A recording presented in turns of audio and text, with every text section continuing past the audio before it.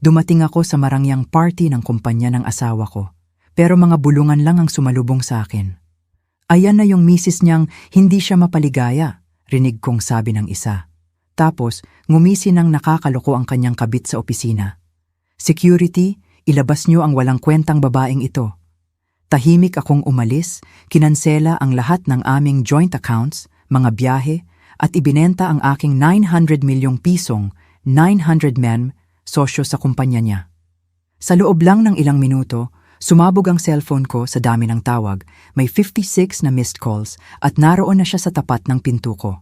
Ngumiti ang security guard sa entrance at kinawayan ako papasok nang hindi na tinitingnan ang aking imbitasyon.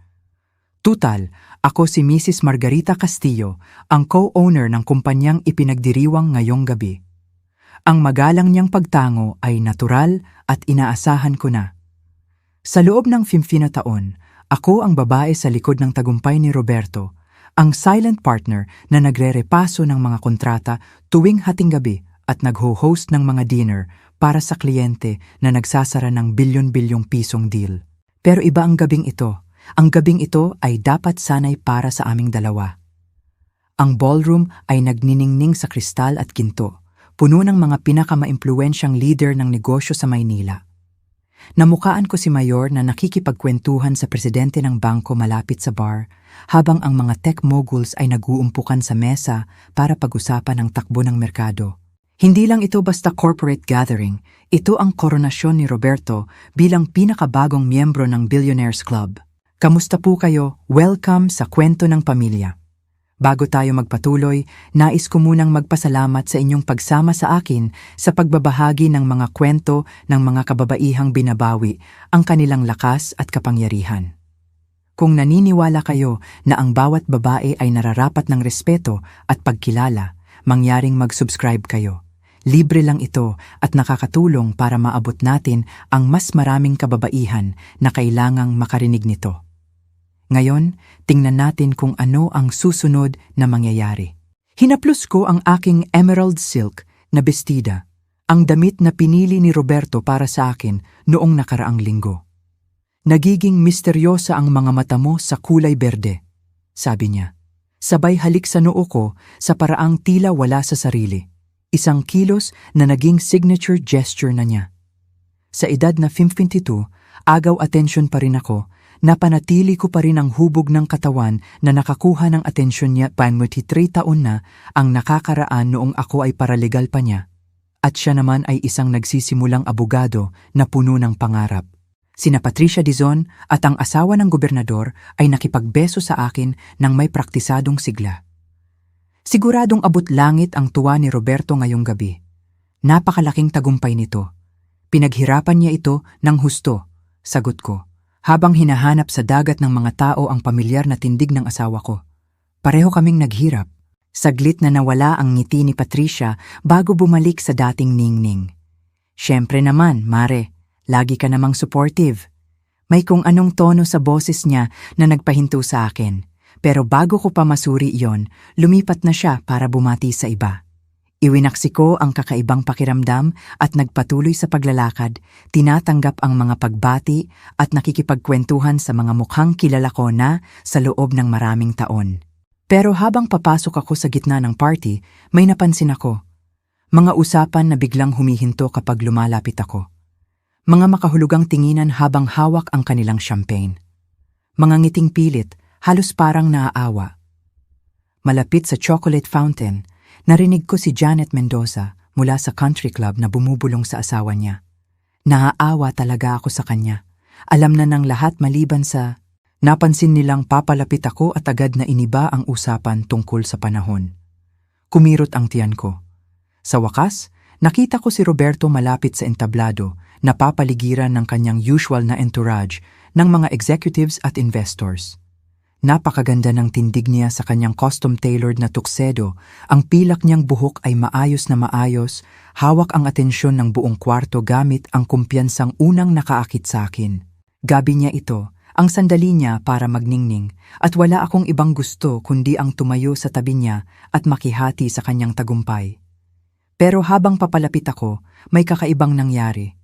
Ang bilog ng mga lalaki ay tila nagsara, Ang kanilang mga likod ay bahagyang tumalikod sa akin na para bang gumagawa ng pader.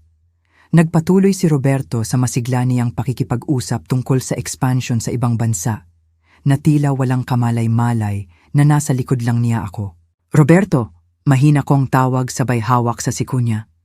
Lumingon siya at sa isang iglap, may nakita akong dumaan sa mukha niya. Hindi tuwa, hindi pagmamahal, o kahit pagkilala man lang, kundi inis, mabilis pa sa kidlat. Napalitan ito ng magalang na ngiti, yung klase ng ngiti na inirereserba niya para sa mga makukulit na ahente. "Oh, Margarita, nandito ka pala?" Ang tono niya ay matabang, parang balewala. Walang halik, walang akbay sa bewang ko, walang pagpapakilala sa mga foreign investors na ilang buwan niyang nililigawan. "Siyempre nandito ako," tawa ko, sinusubukang pag-aanin ang sitwasyon. "Big night natin to, di ba?" Isa sa mga lalaki ang tumikhim ng hindi komportable at nagpaalam. Ang isa naman ay tumingin sa relo at bumulong na hahanapin daw ang asawa. Sa loob ng ilang sandali, nagkawatak-watak ang grupo. Naiwan kaming nakatayo ni Roberto. "Kailangan ko nang bumalik sa networking," sabi ni Roberto, na agad iniska ng kwarto para sa susunod niyang kakausapin. Hindi magsasara ang mga deal na tunangkusa. Naglakad siya palayo ng walang ibang sinabi. Iniwan akong nakatayo sa tabi ng entablado na parang isang props na itinapon. Mahapdi ang rejeksyon, pero mas masakit ang lumalaking realisasyon na ang mga tao ay nakatingin, nagbubulungan at nanghuhusga. Noon ko narinig ng malinaw sa ibabaw ng ingay ng party. Ayan na yung misis niyang hindi siya mapaligaya. Ang mga salita ay nanggaling sa likuran ko. Sinadya ang lakas para marinig ko. Dahan-dahan akong lumingon, namumula ang mukha sa kahihiyan, pero hindi ko matukoy kung sino ang nagsalita sa dami ng tao. "Kawawa naman," dagdag ng isa pang boses. Wala siyang kaalam-alam tungkol kay Vanessa. Ang bagong assistant ni Roberto, ang 20 anyos na dalaga na may perpektong hubog ng katawan at ambisyosang mga mata na sumali sa kumpanya 6 na buwan na ang nakakaraan. Ang kasama niya sa mga late nights at weekend meetings, ang kasama ni Roberto sa mga client presentations na laging may ibinubulong sa tenga niya.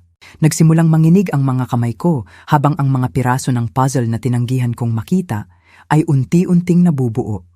Ang mga meeting na inaabot ng madaling araw, ang mga business trips na bigla akong hindi kasama, ang paraan ng pagliwanag ng mukha ni Roberto kapag nag-buzz ang phone niya para sa sinasabi niyang urgent work messages.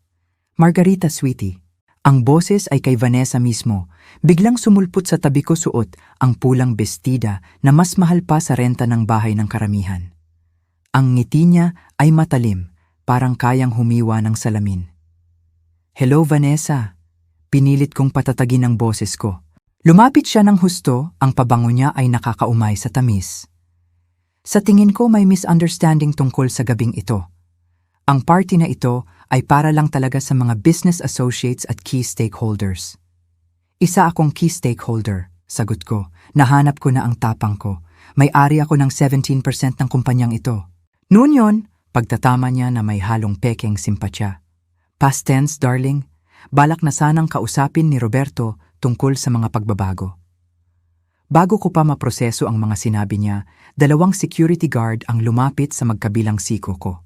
Ang parehong mga lalaki na ngumingiti at tumatango sa akin noon ay parang hindi na ako kilala ngayon. "Security, ilabas niyo ang walang kwentang babaeng ito," deklara ni Vanessa. Ang boses niya ay narinig ng mga kalapit na nag-uusap. Tumahimik ang ballroom. Lahat ng mata ay nakatuon sa amin, saksi sa aking pampublikong kahihiyan. Desperado akong tumingin kay Roberto, pero nakatalikod siya, abala sa pakikipag-usap tungkol sa quarterly projections. Habang maingat pero mariin akong ineskortan ng mga gwardya palabas.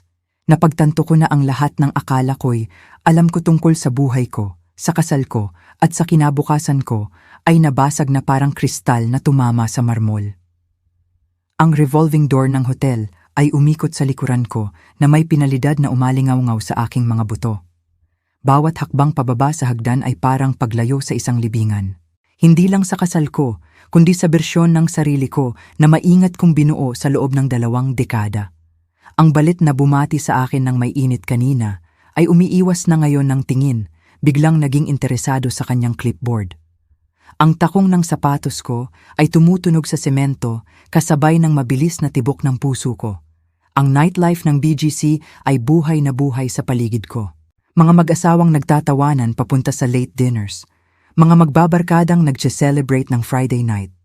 Pero pakiramdam ko ay hiwalay ako sa saya nila. Sa clutch ko, sa pagitan ng lipstick at susi ng kotse, naroon ang maliit na velvet box na itinago ko para sa gabing ito.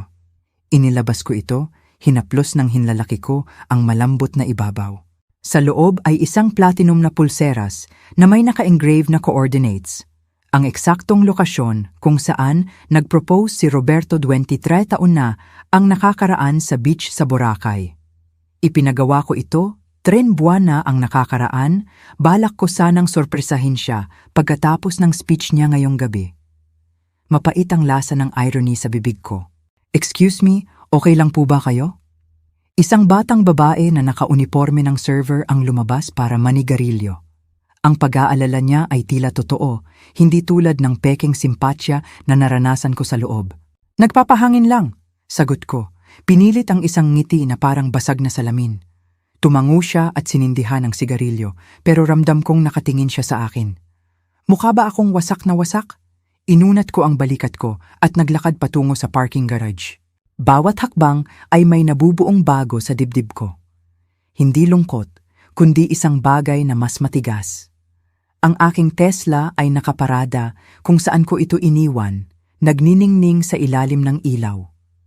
Pumasok ako sa driver's seat, pero hindi ko pinaandar ang makina. Sa halip, naupo ako sa katahimikan, hinayaan ang sarili kong mag-isip ng malinaw sa unang pagkakataon sa loob ng ilang buwan. Ang mga senyales ay nasa paligid lang pala. Ang biglang interest ni Roberto sa gym, ang pagpapalit ng salamin sa contacts, ang mga misteryosong charges sa credit card namin sa mga mamahaling restaurant na hindi ko naman napuntahan, ang agad niyang pagligo pag-uwi galing trabaho, tinatanggal ang ebidensya na masyado akong nagtiwala para mapansin. Pero hindi lang ang pambababae ang masakit. Ito ay kung paano ako tuluyang binura sa kwento ng aming tagumpay. Ang bawat business article ay tinatawag itong Castillo Enterprises. Kinikilala si Roberto bilang visionary founder. Walang banggit sa babaeng nagsanla ng kanyang mana para punduhan ang upa sa una niyang opisina. Walang pagkilala sa mga koneksyon na ibinigay ko sa pamamagitan ng law firm ng pamilya ko.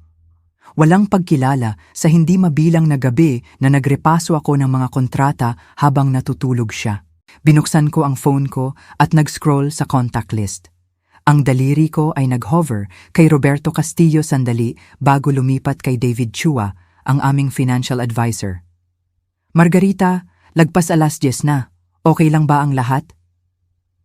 David, kailangan mong mag-execute ng ilang transaksyon first thing sa Lunes ng umaga. Kaya mo bang i-access ang portfolio ko remotely? Oo naman, pero anong emergency? Kare-review lang natin ang investments mo last month. Gusto kong i-liquidate ang sosyo ko sa Castillo Enterprises, lahat ng halagang 900 million. Humaba ang katahimikan kaya inisip ko kung naputol na ang tawag. Margarita, napakalaking desisyon yan. Baka dapat tayong mag-schedule ng meeting next week para pag-usapan. Lunes ng umaga, David. Kailangan mo ring i-freeze ang lahat ng joint accounts at credit cards. Lahat ng konektado kay Roberto, ipasara mo agad. Nakikipaghiwalay ka ba? Nagdidiborsyo ba kayo? Ang tanong ay nakabitin sa hangin. Note, since there is no divorce in PH yet, usually annulment or legal separation, but for the sake of the story flow and Western context, implied like selling stocks rapidly, we can use hiwalayan or annulment, but stick to the emotional context. Isasagawa mo lang ang trades, David. Tatawagan kita bukas para sa iba pang instructions. Sunod, nag-scroll ako sa aming travel agent. Sinagot ni Linda sa ikatlong ring, halatang inaantok pa. Linda, si Margarita Castillo ito. Kailangan kong i-cancel ang trip namin sa Tuscany sa susunod na buwan. Naku po, ayos lang po ba kayo? Napaka-espesyal na anniversary trip niyan para sa inyo ni Sir Roberto. Anniversary trip? 23 taon ng kasal at malamang plano niyang isama si Vanessa habang ako ay nasa bahay. Walang kaalam-alam. Nagbago ang plano. I-cancel mo lahat. Ang villa, ang flights, ang reservation sa restaurant, lahat. Ma'am Margarita, malaki po ang cancellation fees. Sigurado po ba kayong ayaw niyong magpalipas muna ng gabi para pag-isipan ito? Siguradong sigurado ako. Ipadala mo sa akin ang papeles. Nagbuzz ang phone ko dahil sa text mula sa unknown number. Mrs. Castillo, tumingin ako sa mga bakante kong kamay. Sa pagitan ng entrance ng hotel at ng kotse ko, nabitawan ko pala ang pulseras ni Roberto. Ang coordinates ng aming engagement ay nakakalat sa semento gaya ng lahat ng ipinundar namin. Sayo na yan, text ko pabalik. O kaya itapon mo. Wala akong pakialam, pero may pakialam ako. Yun ang problema. 23 taon ng pagmamalasakit, ng pag-uuna sa mga pangarap niya bago ang sa akin, ng pagiging perpektong corporate wife habang nagtatayo siya ng imperyo sa mga sakripisyo ko. Ang pagmamalasakit ay naging bitag. At ngayong gabi, ipinakita ni Vanessa ang susi sa sarili kong kulungan. Umilaw ang screen ng phone ko. Litrato ni Roberto ang nasa display, kuha ko noong nakaraang Pasko habang tumatawa siya sa sinabi ng anak namin. Mukha siyang totoong masaya noon, bago si Vanessa, bago naging ganito ang lahat. Dinecline ko ang tawag. Agad itong tumunog ulit, tapos ulit. Sa ika-4 na tawag, pinaandar ko na ang makina at lumabas ng parking garage. Hayaan siyang magtaka kung saan ako nagpunta. Hayaan siyang magpaliwanag kay Vanessa kung bakit naglaho ang asawa niya sa dilim. Ang pagmamaneho pa uwi ay dumaan sa financial district kung saan nagsimula ang kwento namin. Ang unang opisina ni Roberto ay nasa gusali na ngayon ay isa ng Starbucks. Pero naaalala ko pa rin ang excitement sa boses niya noong tumawag siya para sabihing napirmahan na niya ang lease. Babaguhin natin ang lahat, Margarita. Ikaw at ako, magtatayo tayo ng isang bagay na incredible. Nakapagtayo nga kami ng incredible. Pero sa daan, naging siya na lang at hinayaan kong mangyari yon. Walang tigil ang buzz ng phone ko sa passenger seat. Tawag ng tawag si Roberto na may kasamang mga text na palaging nagmamadali. Hindi ko na kailangang basahin para malaman ang sinasabi. Panik, kalituhan, humihingi ng paliwanag. Nang pumasok ako sa aming circular driveway, umabot na sa 37 ang missed calls. Pinatay ko ang makina at naupo sa dilim ng aming 4-car garage na papaligiran ng luho na nabili ng tagumpay niya. Bukas, sisimulan ko ng hatiin ang lahat ng ito. Ngayong gabi, matutulog ako sa kama namin sa huling pagkakataon bilang Mrs. Roberto Castillo. Ang babaeng pumasok sa party na yon ay tanga. Ang babaeng nakaupo sa kutseng ito ay ibang tao na. Nagising ako ng 5:30 tulad ng ginagawa ko tuwing umaga sa nakalipas na dekada. Ang bakanting espasyo sa tabi ko sa aming king-sized bed ay parang napakalawak. Kahit na madalas ay hindi gumagalaw si Roberto bago mag-alas 7, iba ang pakiramdam ng kawalan niya ngayon. Permanente kaysa pansamantala. Nagtimpla ako ng kape sa katahimikan ng aming malinis na kusina. Ang tunog lang ng automatic grinders ang bumasag sa katahimikan ng umaga. Ang home office ko ay hindi nagbago mula kahapon. Pero iba ang pakiramdam habang umuupo ako sa likod ng mahogany desk na regalo ni Roberto noong aming 10th anniversary. Ang mga filing cabinets sa pader ay naglalaman ng 23 taon ng masusing record keeping. Bawat resibo, bawat kontrata, bawat bank statement ay nakaorganisa ng may katumpakan na dating hinahangaan ng mga business partners ni Roberto. Ngayon, ang mga dokumentong iyon ay magsisilbi sa ibang layunin. Inilabas ko ang unang file, ang Castillo Enterprises Incorporation Papers mula noong 1998. Ang pirma ko ay nasa tabi mismo ng kay Roberto, nakalista bilang co-founder at initial investor. Nakakatawa kung paano binabago ng kasaysayan ang sarili sa mga corporate press release. Kinunan ko ng litrato ang bawat pahina gamit ang phone ko, gumagawa ng digital trail na hindi pwedeng itanggi o itago.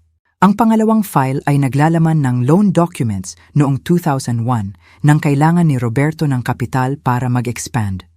Ang law firm ng pamilya ko ang nagbigay ng koneksyon, pero mas importante, ako ang pumirma bilang guarantor para sa 150 milyong pisong 150 million loan. Ang mga personal kong ari-arian ang nakasalalay, hindi sa kanya. Isa pang litrato, isa pang ebidensya. Pagpatak ng 8:00, na-document ko na ang 15 taon ng financial contributions na nagkukwento ng istoryang sadyang kinalimutan sa talambuhay ng kumpanya ni Roberto. Ang mana mula sa lola ko na nagpondo sa una niyang major acquisition. Ang pagsasanla ng bahay namin para mapasahod ang mga empleyado noong recession. Ang hindi mabilang na referrals mula sa network ko na nagtayo ng imperyo niya. Tumunog ang phone ko. Pangalan ni David Chua ang lumabas sa screen. Margarita, kanina pa kita tinatawagan simula 6:00. Magbubukas ang merkado sa loob ng 30 minutes at kailangan ko ng verbal confirmation para sa mga trades na ito. Nasa sayo na, isagawa mo lahat ng napag-usapan natin. Bumagsak na ang stock ng Castillo Enterprises ng 2% sa pre-market trading. Kumakalat na ang balita tungkol sa pagbabago sa major shareholder. Sigurado ka ba talaga, Margarita? Wala pa akong naging mas sigurado sa tanang buhay ko. Sige, bigyan mo ako ng 2 oras at matatapos ito. Binaba ko ang telepono at binuksan ang laptop ko. Ang legal notice na draft ko noong 3:00 ng madaling araw ay nakatitig sa akin, klinikal at tiyak. Walang emosyonal na apela, walang paliwanag, puro katotohanan lang. Si Margarita Elizabeth Castillo ay nagpapaalam sa Board of Directors ng Castillo Enterprises ng agarang pag-liquidate ng kanyang 17% ownership stake at ang pagtatapos ng lahat ng joint financial obligations. Nag-hover ang daliri ko sa send button ng eksaktong 3 segundo bago ito pinindot. Nawala ang email sa cyberspace. Dala nito ang katapusan ng lahat ng akala ni Roberto ay kontrolado niya. 30 seconds later, sumabog ang phone ko. Pangalan ni Roberto ang lumabas sa screen, pero hinayaan ko lang mag-voicemail. Tapos ulit at ulit.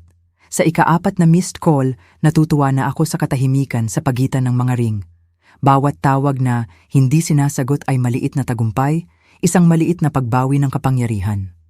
Nagsimula na ang mga text messages. Margarita, anong demonyo ang ginawa mo? Tawagan mo ako agad. Delete. Baliw na to.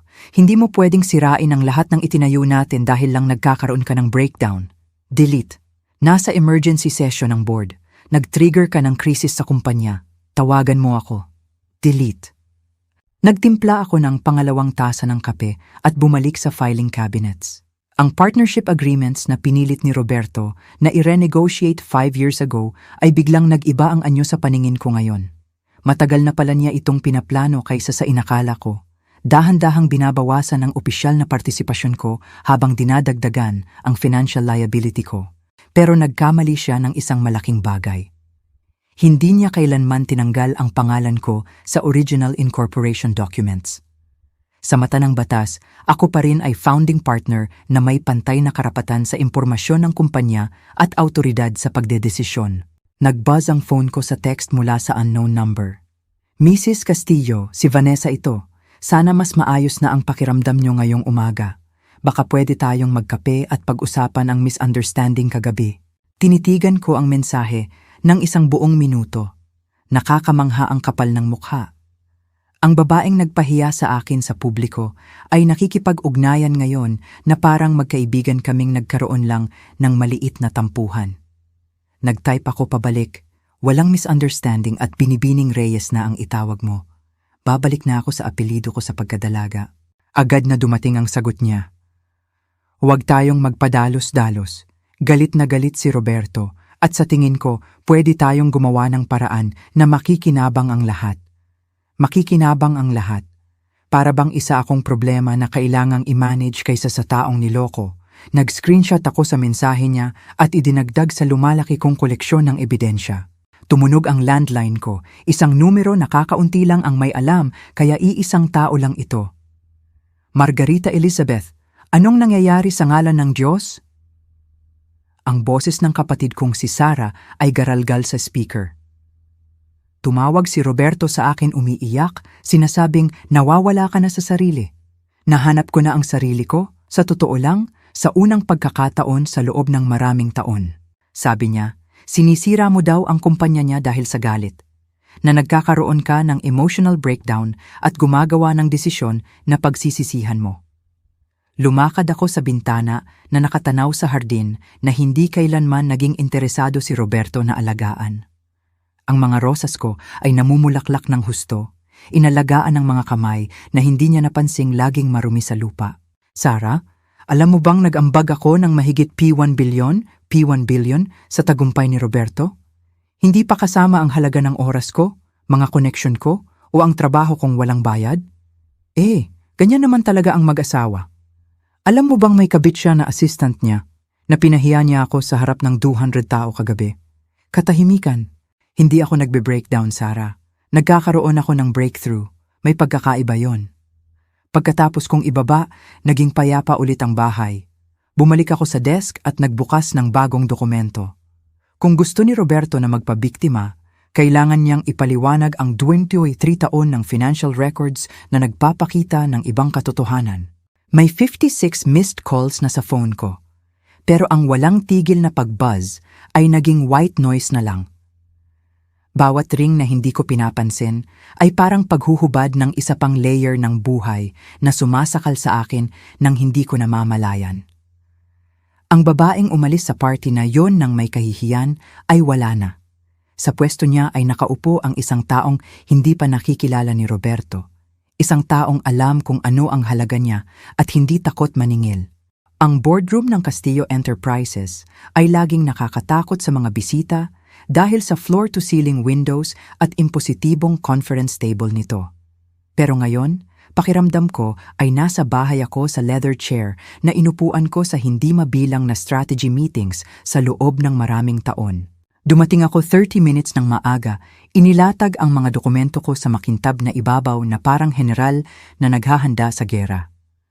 Ang ibang board members ay pumasok na may hindi komportabling ekspresyon. Mga lalaking kilala ko na ng ilang dekada na biglang hindi makatingin sa akin ng diretsyo.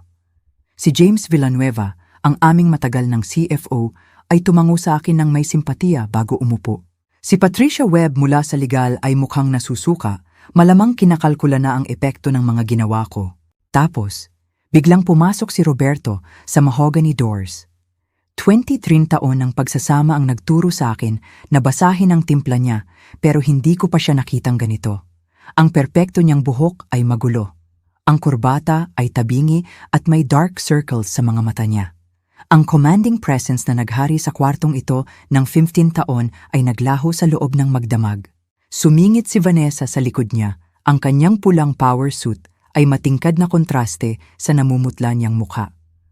Pumwesto siya sa pader, nakahalukip-kip, sinusubukang magpakita ng kumpiyansa pero bigong-bigo.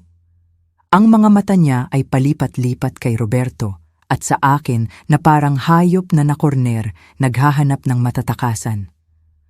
Margarita. Basag ang boses ni Roberto nang banggitin ang pangalan ko. Anong ginawa mo? Sumandal ako sa upuan. Ang mga kamay ay kalmadong nakapatong sa kandungan. Magandang umaga, Roberto. Gentleman Patricia, salamat sa pagtitipon sa ganitong kaigsing abiso. Huwag kang makipaglaro. Hinampas ni Roberto ang palad niya sa mesa, napatalo ng ilang board members. Nag-trigger ka ng company-wide financial crisis. Ang stock natin ay bumubulusok. Nagpapanik ang mga kliyente at ang bangko ay humihingi ng paliwanag sa mga frozen accounts, tumikhim si James Villanueva. Margarita, baka pwedeng pag-usapan natin ang mas dahan-dahang transition. Walang dapat pag-usapan, James. Na-liquidate ko na ang posisyon ko ayon sa company bylaws. Lahat ay ginawa ng legal at tama. Nagsimulang magpalakad-lakad si Roberto sa likod ng upuan niya na parang nakakulong na hayop. Kinuha mo ang lahat sa akin. 23 taon ng trabaho na wasak magdamag dahil nagkakaroon ka ng emotional breakdown. Ang akusasyon ay nakabitin sa hangin at nakita kong hindi mapakali ang ilang board members. Hinihintay nilang ipagtanggol ko ang sarili ko, na umiyak, na patunayan ang kwento ni Roberto na isa akong baliw na babae na umaakto ng hindi rasyonal. Sa halip, binuksan ko ang folder ko at inilabas ang isang dokumento. Ito ang original incorporation filing noong 1998. Sabi ko, ang boses ko ay matatag at propesyonal.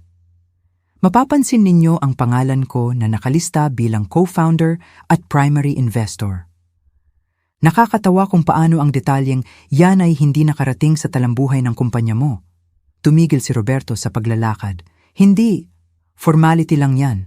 Ito naman ang loan guarantee na pinirmahan ko noong 2001 nung kailangan mo ng 150 million para bilhin ang Morrison Industries. Inilapag ko ang isa pang dokumento sa mesa.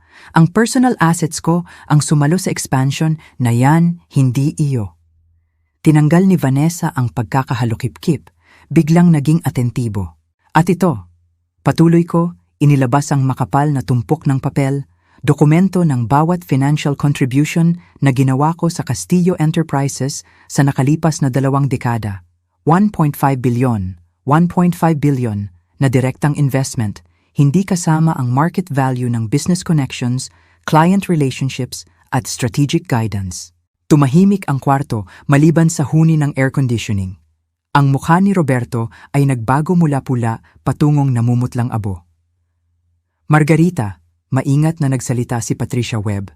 Ano ba talagang gusto mong mangyari? Wala akong pinapanukala. Ipinapaalam ko sa inyo na simula ngayong umaga, tinanggal ko na ang lahat ng holdings ko sa Castillo Enterprises. Ang kumpanya ay kailangang mag-restructure agad para manatiling solvent. Hindi mo pwedeng, simula ni Roberto, pero pinutol ko siya. Pwede ko at ginawa ko na. Kung ano ang binuo ko, kaya kong gibain. Sa unang pagkakataon mula nang pumasok sa kwarto, tumingin ako ng diretso kay Vanessa. Hindi na siya ang kumpiyansadong babae na nagpahiya sa akin sa party. Ang maingat niyang makeup ay hindi maitago ang takot sa mga mata niya nang ma-realize ang epekto ng mga ginawa ko. Siyempre, patuloy ko, nakatingin pa rin kay Vanessa. Maaaring makabangon ang kumpanya kung magkakaroon ng bagong liderato, isang tao na walang bagahe ng iskandalo. Sinundan ni Roberto ang tingin ko sa kanyang kabit at naintindihan niya ang ibig kong sabihin. Sinisira mo ang lahat para gantihan ako dahil sa... Dahil sa ano, Roberto? Dahil sa pambababae? Dahil sa pagpapahiya sa akin sa publiko? Dahil sa pagbura ng mga kontribusyon ko sa kasaysayan ng kumpanya? Tumayo ako ng dahan-dahan, nililigpit ang mga dokumento ko. Hindi ito paghihiganti, negosyo ito. Parang bumagsak ang temperatura sa kwarto. Si James Villanueva ay mabilis na nagsusulat ng notes, malamang kinakalkula kung paano mababawasan ang damage sa posisyon niya. Si Patricia Webb ay mukhang gumagawa na ng resignation letter. Napaupo si Roberto sa upuan niya na wala na ang tapang. Anong gusto mo? Gusto ko kung ano ang lagi kong gusto. Pagkilala sa mga kontribusyon ko at respeto sa talino ko. Dahil mukhang hindi mo kayang ibigay ang mga yon, nagdesisyon akong ibigay yon sa sarili ko. Hindi papayag ang board, mahina niyang sabi. Walang choice ang board. Maliban na lang kung makakapag-produce ka ng 1.5 billion bago magtapos ang araw bukas, ang Castillo Enterprises ay babagsak. Tumigil ako sa pinto. I suggest na magtawag ka ng emergency shareholder meeting para pag-usapan ang bagong leadership. Nang abutin ko ang door handle, nilabas ni Roberto ang huling baraha niya. Bababa ako sa pwesto. Ang mga salita ay umalingaw-ngaw sa boardroom. Ilang board members ang napasinghap. Namuti ang mukha ni Vanessa habang ang kanyang meal ticket ay naglalaho sa harap ng mga mata niya. Lumingon ako pabalik sa kanya. Sa isang sandali, nakita ko ang batang abogado na minahal ko noon. Matalino, ambisyoso, pero sa huli ay mahina kapag hinarap ng totoong konsekwensya. Matalinong desisyon yan, Roberto. Ipapahanda ko na rin sa abogado ko ang mga papeles para sa annulment natin. Kapag na-secure mo na ang kinabukasan ng kumpanya, pwede na nating pag-usapan ang hatian ng personal assets natin. Lumabas ako ng boardroom na yon bilang ibang babae kaysa sa pumasok kanina. Sa likod ko, naririnig ko ang mga nagkakagulong bulungan at ang kaluskos ng ballpen ni Patricia habang nagsisimula na siya sa damage control.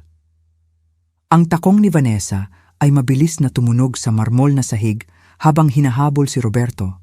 Malamang kinakalkula na ang sarili niyang exit strategy. Sumara ang pinto ng elevator nang may mahinang tunog at sa wakas ay napangiti ako ng bahagya. 23 taon ng pagiging invisible ang nagturo sa akin kung gaano ako pwedeng maging visible kapag pinili ko. Bumaba ang elevator sa kumpletong katahimikan, inilalayo ako sa 23 taon ng buhay ko. Nang bumukas ang pinto sa parking garage, pakiramdam ko ay tumutuntong ako sa isang ganap na ibang mundo. Isang mundo kung saan ako ang gumagawa ng mga patakaran sa halip na sumunod sa script ng iba. Walang tigil ang buzz ng phone ko habang nagmamaneho pa uwi. Pangalan ni Roberto ang kumikislap sa screen ng may desperadong pagpupumilit. Nang pumasok ako sa driveway, umabot na sa 43 ang missed calls. Pinatay ko ang phone at isinilid sa bag, sabik sa katahimikan. Sa loob ng aming bahay ko na ngayon, napagtanto kong lahat ay mukhang pareho, pero pakiramdam ay banyaga na. Ang mga wedding photos sa hallway ay parang mga artifacts mula sa buhay ng ibang tao. Ang kusina, kung saan nag-host ako ng hindi mabilang na dinner parties para sa mga kliyente ni Roberto, ay parang sobrang laki, sobrang walang laman. Kahit ang kwarto namin, na may California king bed, ay pag-aari ng mag-asawang hindi ko nakilala. Dumiretso ako sa home office at inilabas ang Manila folder na inihanda ko ilang linggo na ang nakakaraan pero hindi ko nagawang gamitin.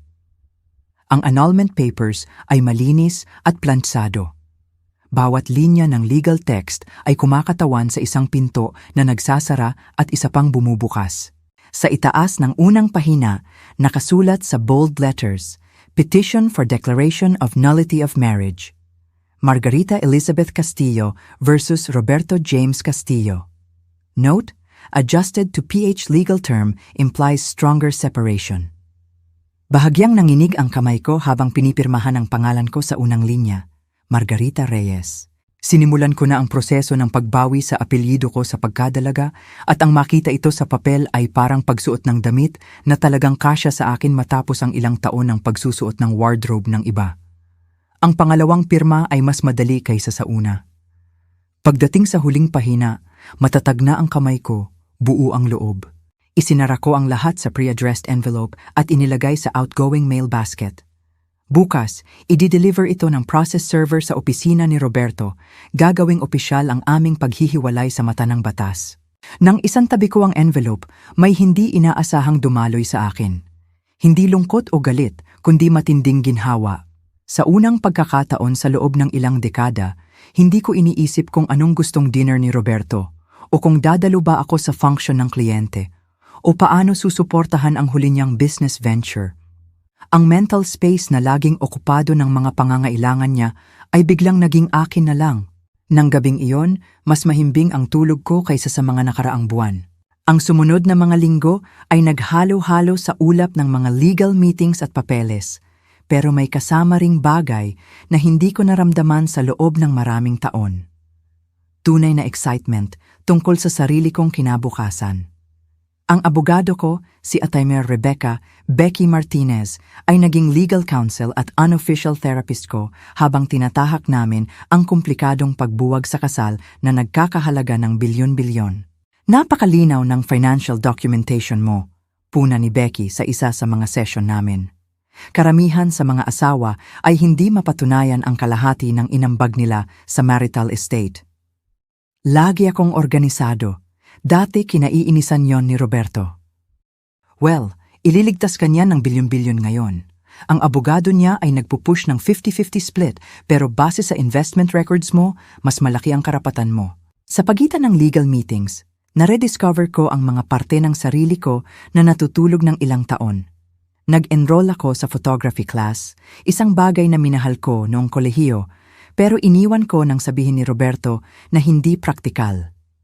Ang instructor ko, isang retiradong photographer ng National Geographic na si Elena, ay naging hindi inaasahang kaibigan at mentor. Maganda ang mata mo, sabi niya matapos i-review ang una kong assignment. Nakikita mo ang mga kwento na hindi napapansin ng iba. Lagi kong nakikita ang mga kwento sa business deals ni Roberto, sa buhay ng mga kliyente niya, sa social dynamics ng corporate parties, pero hindi ko kailanman naisip na ang pananaw ko ay may halaga bukod sa pagsuporta sa kwento ng iba.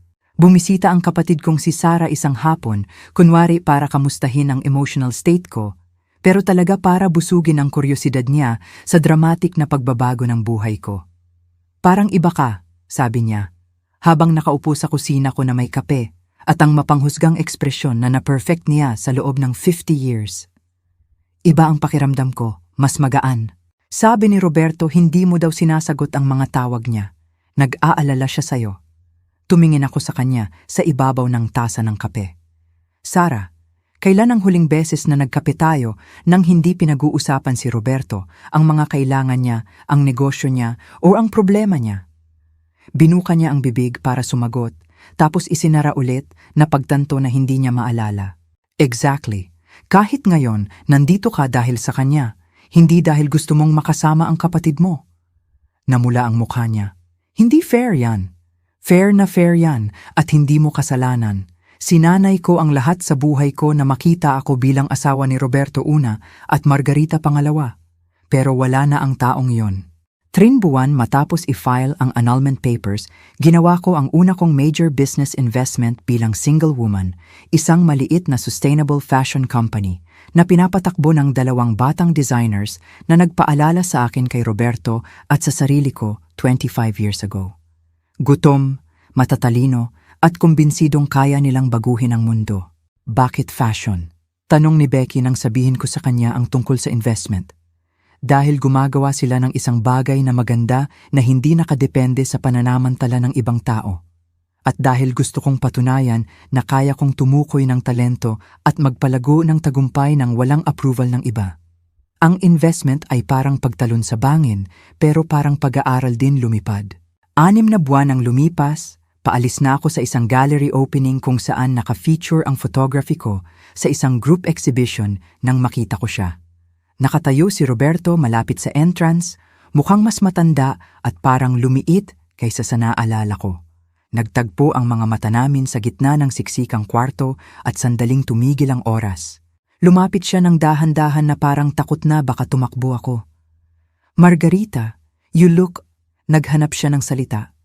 Mukha kang masaya. Masaya ako, Roberto. Totoong masaya. Nabalitaan ko ang photography mo at ang business investment. Ang galing mo. Ginagawa ko lang kung ano ang dapat ko nang ginagawa noon pa, namumuhay ng sarili kong buhay. Tumango siya at nakita ko ang pagsisisi na nakaukit sa mga linya sa paligid ng mata niya. Patawad sa lahat. Alam kong hindi mababago nun ang kahit ano, pero kailangan kong malaman mo. Salamat sa pagsabi niyan. Sana mahanap mo kung anuman ang hinahanap mo. Nilampasan ko siya papunta sa exit, ramdam kong nakasunod ang tingin niya pero hindi ako lumingon. Sa labas, ang hangin ng gabi ay malamig. May dinner plans ako kasama si Elena at asawa niya, susundan ng weekend trip para mag-photograph ng coastal landscapes. Isang buhay na gawa ko mismo. Sa unang pagkakataon sa loob ng 23 taon, nasa tamang lugar ako. Ang coastal highway ay nakalatag sa harap ko parang ribbon ng posibilidad. Ang camera equipment ko ay secured sa passenger seat ng bago kong Tesla Model S. Binili gamit ang sarili kong pera sa sarili kong pangalan. Pininturahan ng eksaktong shade ng midnight blue na lagi kong gusto, pero tinuring ni Roberto na masyadong flashy. Ang araw sa umaga ay nagbigay ng ginintuang liwanag sa lahat habang nagmamaneho ako papunta sa paborito kong photography spot. Isang tagong bangin na nakatanaw sa Pasipiko kung saan nakunan ko ang ilan sa mga pinakamaganda kong gawa nitong nakaraang taon. 12 buwan na ang nakalipas mula noong nakakadurog na gabi sa company party at ang babaeng nasa manibela ay halos walang pagkakahawig sa babaeng ineskortan palabas sa kahihiyan. Ang buhok ko na ngayon ay hanggang balikat at may mga hibla ng pilak na hindi ko na pinilit itago ay tinatangay ng hangin mula sa bukas na sunroof. Ang designer clothes na dati pinili para bumagay sa imahe ni Roberto ay napalitan ng komportableng maong at malambot na cashmere sweater na binili ko dahil lang gusto ko ang kulay. Nagbuzz ang phone ko sa text mula kay Elena. Exhibition opens in 2 hours. Di pa rin ako makapaniwala na 8 sa mga obra mo ang naka-feature. Ang showing sa Meridian Gallery ay kumakatawan sa lahat ng pinaghirapan ko nitong nakaraang taon. Ang mga litrato ko, mga intimate portraits ng kababaihang bumabangon muli matapos ang malalaking pagbabago sa buhay, ay nakakuha ng atensyon ng mga kritiko na pumuri sa kanilang raw authenticity at tahimik na lakas. Hindi nawala sa akin ang irony na ang sining ko ay umusbong mula sa sarili kong transformasyon. Habang sineset up ko ang tripod sa bangin, ginagabayan ng muscle memory ang mga galaw ko, naisip ko ang usapan namin ng financial advisor ko kahapon. Ang Reyes Ventures, ang investment firm na inilunsad ko 6 months ago, ay kasasara lang ng ikatlong matagumpay na deal. Ang sustainable fashion company ay humigit sa lahat ng projections at 2 pang startups sa portfolio ko ay nagpapakita ng kahangahangang paglago. May instinct ka sa pagtukoy ng potensyal, sabi ni Atercion Martinez sa quarterly review namin. Nagtitiwala sa iyo ang mga entrepreneurs na dahil naiintindihan mo kung ano ang ibig sabihin ng magsimula ulit sa wala. Ang viewfinder ay nagpakita ng perpektong komposisyon. Mga along humahampas sa matutulis na bato, mga ibong sumasabay sa agos ng hangin, ang walang katapusang abot tanaw, nangangako ng mga pakikipagsapalaran darating pa. Inayos ko ang settings at kinunan ng sandali, alam kong ang imaheng ito ay sasama sa iba pa sa upcoming book proposal ko. Resilience, Portraits of Women Reclaimed, nakakuha na ng interes mula sa 3 malalaking publishers. Tumunog ang phone ko habang nagliligpit ako ng gamit. Pangalan ni Sarah ang lumabas sa screen at sinagot ko nang may totoong init sa unang pagkakataon. Margarita, gusto ko lang mag-good luck sa'yo ngayong gabi. Alam ko kung gaano kahalaga ang exhibition na to sa'yo. Salamat. Tuloy ka pa rin ba sa pag-drive papunta? Hinding-hindi ko palalagpasin.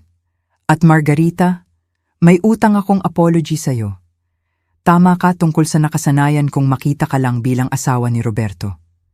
Ang makilala ka nitong nakaraang taon bilang kapatid ko lang ay isang regalo. Pagkababa ko, nagmaneho ako papunta sa syudad na may gaan sa dibdib na naging normal ko na. Tumutugtog ang radyo ng classical music, ang Vivaldi's Four Seasons, at nahuli ko ang sarili kong sumasabay sa himig. Bagay na hindi ko kailanman gagawin sa presensya ni Roberto. Lagi niyang gusto ng tahimik kapag nasa biyahe, nakaka-distract daw ang music. Ang gallery ay puno ng antisipasyon nang dumating ako para sa final setup.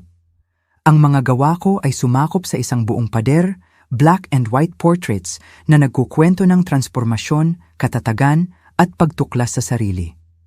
Bawat litrato ay kumakatawan sa ilang linggo ng pagbuo ng tiwala sa mga kababaihang pumayag na ibahagi ang pinaka-vulnerable nilang sandali sa kamera ko. Extraordinary ang mga ito, sabi ni James Villanueva, ang may-ari ng gallery, habang inaayos namin ang ilaw. Ang paraan ng pagkuha mo hindi lang sa mukha nila, kundi sa diwa nila. Napakalakas.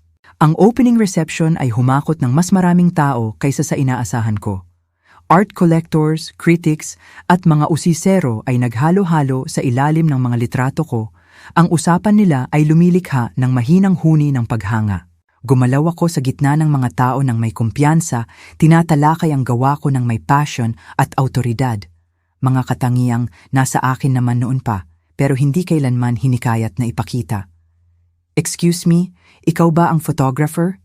Lumingon ako para makita ang isang batang babae na nasa 30s, ang mga mata niya ay nagniningning sa kuryosidad at may iba pa pagkilala.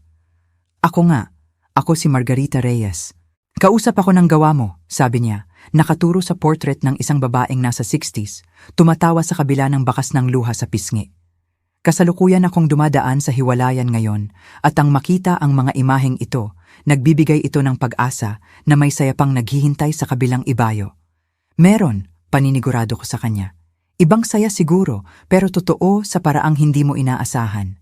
Habang tumatagal ang gabi, natagpuan ko ang sarili ko sa mga usapan mula sa art theory hanggang business strategy at life philosophy. Hinahanap ng mga tao ang opinyon ko, pinapahalagahan ang pananaw ko, at tila totoong interesado sa perspektibo ko. Ang invisible na babae na dating nakatayo lang ng tahimik sa tabi ni Roberto sa mga corporate functions ay napalitan na ng taong kumukuha ng atensyon gamit ang sariling mga tagumpay. Malapit nang matapos ang gabi, lumapit si Elena na may dalang champagne at kontentong ngiti. 3 red dots, anunsyo niya, tinutukoy ang maliliit na stickers na nagpapakitang sold na ang piyesa.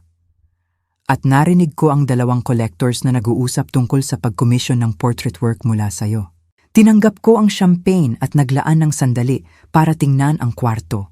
Ang gawa ko ay nasa pader. Ang pangalan ko ay nasa exhibition materials at ang bank account ko ay sumasalamin sa halagang ibinigay ng iba sa pagkamalikhain ko. Pero mas importante, pakiramdam ko ay tunay na ako sa unang pagkakataon sa loob ng ilang dekada.